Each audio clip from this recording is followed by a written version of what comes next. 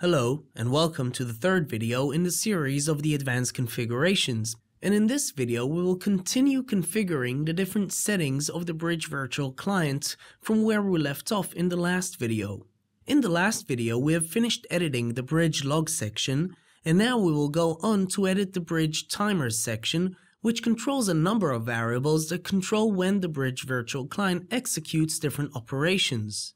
The first variable here, the check bridge permissions on startup, sets whether the bridge checks use rights and time limits prior to its launch. So if you set it to no, it will shorten the time it takes for the bridge to launch, which is why we recommend setting it to no. If, however, bridge use rights and limits must be enforced without any delay, then you can leave it set to yes. Although you should note that we will soon go over another variable that allows you to set the time that should pass from the minute the bridge launches until the permissions are checked. Next, we have the check for updates interval, which controls how frequently the bridge will access the IFMC's XML files to check for any updates. Now, the bridge update means that the bridge connects to the file share and downloads all the different changes made in the IFMC, including engine version, assigned applications, etc.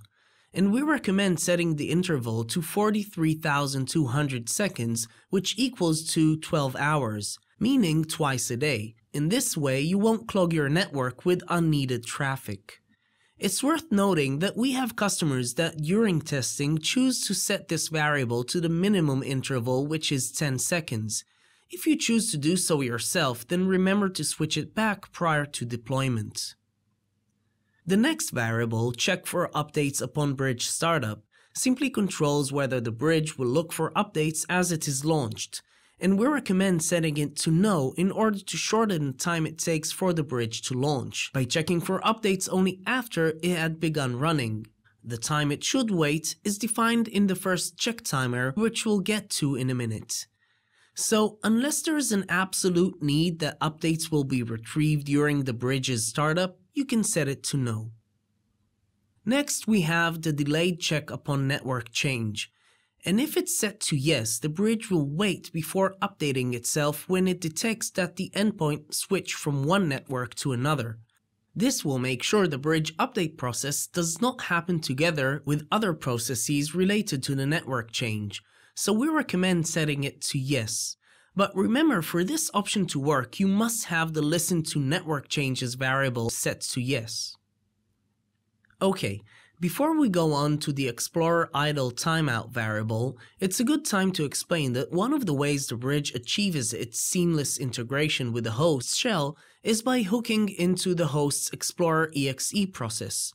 Now, when the computer starts, the Explorer exe is of course busy firing up different services, and the Explorer idle timeout sets the time the bridge should wait from the minute Explorer exe becomes idle until it hooks into it. And we recommend switching it to 0, which will instruct the bridge to hook into Explorer exe even if it's not idle. On the other hand, if your startup process is cluttered and complex, you can define any number of seconds here to prevent any launching issues. But again, 0 should work just fine in most environments. The first check timer variable, which I've mentioned before, takes effect only if the check bridge permissions on startup or check for updates upon bridge startup variables are set to no as we recommend. In that case, the first check timer variable will control the time it should wait from the minute the bridge was launched until it connects to the file share and performs a full check of updates and permissions. And we recommend leaving it at the default 15 minutes it is set to. The next variable, the first time check random value, is also connected to permissions and update check, and if we set it to yes, it will randomize the time it should wait from bridge launch until it updates. And this is used usually when you expect a very large number of users to log onto their endpoints more or less at the same time. So randomizing the value will make sure that your network won't be clogged by an overwhelming amount of connections to the file share. The randomized value will be anywhere between 0 and the time set at the previous variable. But in most cases, we recommend leaving it set to no, unless again you have a very large number of users that log in at the same time. Next, we have the full check upon bridge startup variable, which is used mainly in multi-branch environments that use DFS, so for now leave it set to no. When set to yes, the full check upon network change instructs the bridge to read through IFMC's entire XML file even if the XML has remained unchanged. But for this to work, you must have the listen to network changes variable at the bottom set to yes. But in any case, we recommend leaving it at the default no.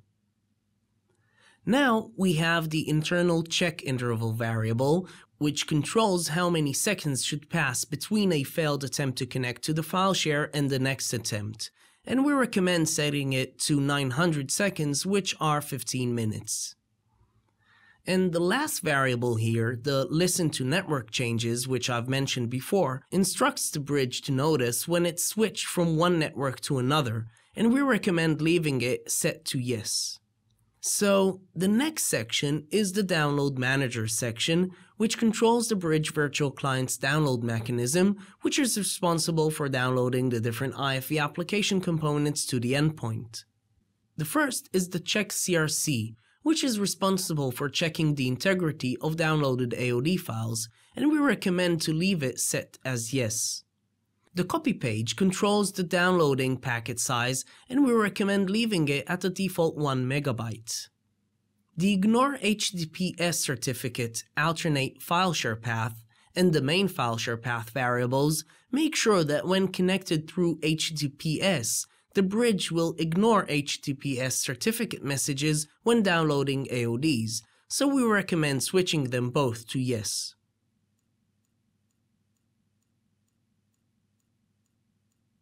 Okay, next let's move to the Events section, which controls the Bridge Virtual Client's events aggregation mechanism, which is used for constructing usage reports.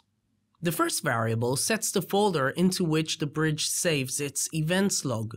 By default, the location is Installfree's FileShare data folder, and when the IFMC statistics generator constructs its report, it reads the event logs directly from that location.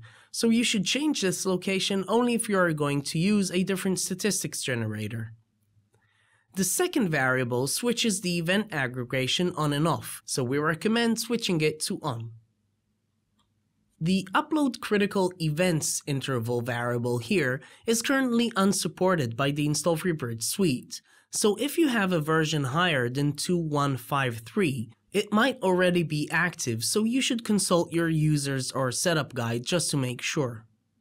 And now the last variable here, the upload interval variable, simply controls how often the bridge should upload its events log to the file share, and we recommend leaving it at 86,400 seconds, which are 24 hours. And now let's move to the next section, the Local Path Computer section.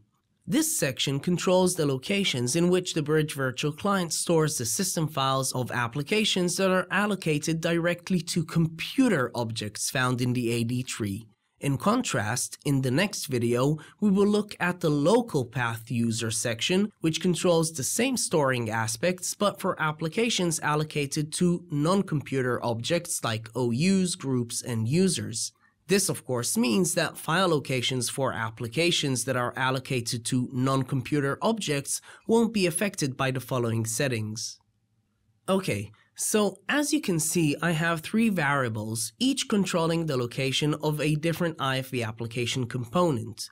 The first controls the location of full AODs, which are the AODs that make up the application itself. The second controls the location where the IFV engine is stored.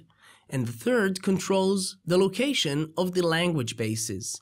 And what distincts these components from others is that they are not user-specific like the user data, for instance, which means they can be shared between many users who use the same endpoint. And this is why you can see in the path field here that the path stores the data in the Common Application Data folder, and you can see the same is true for the two other variables.